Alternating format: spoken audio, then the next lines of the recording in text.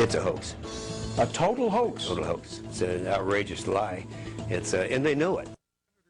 That was Senator James Inhofe in a Fox News documentary that I had a little bit to do with from May of 2007. It was called Global Warming, The Debate Continues. Well, as the ranking member of the Environment and Public Works Committee, Senator Inhofe has been challenging the so-called settled science of man-made global warming since 2003.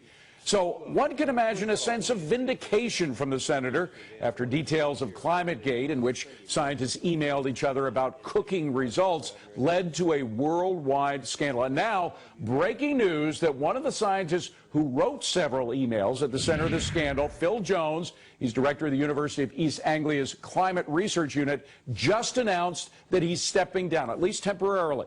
Now, all this should make for a pretty gloomy climate summit in Copenhagen, which the president will be going to next week, and that's just fine, we assume, with Senator Inhofe, who will be attending the conference with what he calls a truth squad.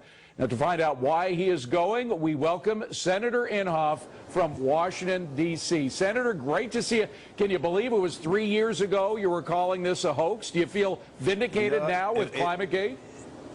Well, actually, it was 5 years ago that we made the statement in the first place. There was a repeat that we had when you and I were together 3 years ago, David. Nice to be back with you. Good to be back. Well, do you feel vindicated? Well, a little bit, but if you'll go back and pull up on my website a talk I made on the Senate floor in '05, I talked about the scientists coming to me and saying, look, they're cooking this thing. They won't take our views into consideration.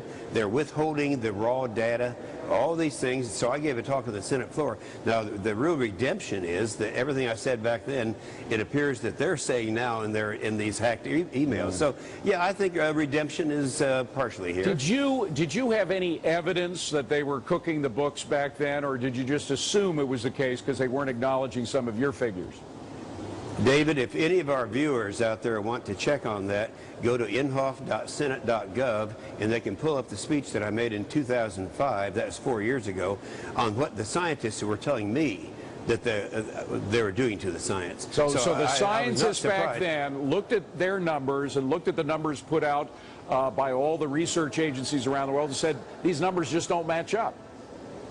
Well, that's true. If you look at some of like David Bellamy from UK, Nir Shavi from Israel, these guys used to be marching down the aisle with Al Gore, and they had changed and came back and they said, wait a minute, in IPCC, that's the United Nations, we can't get the data on which they're basing these conclusions. And so these summaries for policymakers that they keep coming out with make it look as if, yes, man-made gases are causing global warming. Now we see that they were more than a little bit concerned themselves, David, because they were saying, let's cease doing this because they'll find out about this. I think it's pretty incriminating. And yet Senator, the billions of dollars that we've been spending, that U.S. taxpayers have been footing the bill for, started under the Bush administration. So even the Bushes weren't listening to you. Oh, that's not quite true. Yes. There were some appropriations at that time, but they were never adequate. Barbara Boxer and the Democrats are always saying, no, the Bush administration is not doing enough. And I was saying you're doing too much. But nonetheless, we're talking about billions of dollars, David. This is not a little deal. And then look at this. The endangerment finding that the EPA is talking about coming out with is all based on the science from the IPCC. Now, what does that tell you? It tells you that if they came out with an endangerment finding, it'd be based on false science. So we're going to have the director of the EPA before our committee I think tomorrow afternoon, I believe. All right. Well, that'll be interesting to watch. But what are you planning to do in Copenhagen? Well, first of all, you have the president going over there. I had several interviews today from Copenhagen, from BBC and other countries over there. They are all under the belief that if the president goes over and makes a speech that we know he's going to make, and that is we will have reductions of 17% by 2020, they all think it's going to happen. I've got to tell him that that's not the way government works. We have 3 branches of government, and he would have to pass that through the House and the Senate. David, there aren't at most 30 votes, and they'd need to have 60 votes to get it out of the Senate. So even in the absence of the scandal that has come up in the last few days, they didn't have the votes. Do you think it's a mistake for the president to go to Copenhagen?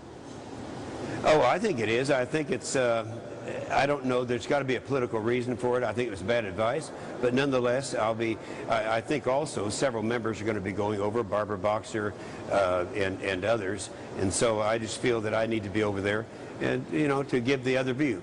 All right, now, there are a lot of rumors swirling about who might be in your Truth Squad. Can you tell us the members? No. All right, well, as you know, one of the suggestions was that Sarah Palin may be among your crew. Is that true? No, it isn't. I'm taking a couple of senators with me, and we're going to wait till we get over there to announce who they are. All right, but Sarah Palin is not among the crew. I promise you that. Okay.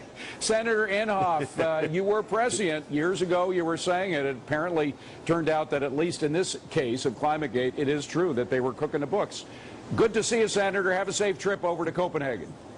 We'll do it, David. Appreciate seeing you again. Thanks very much. Well, coming up on deck right here, the latest.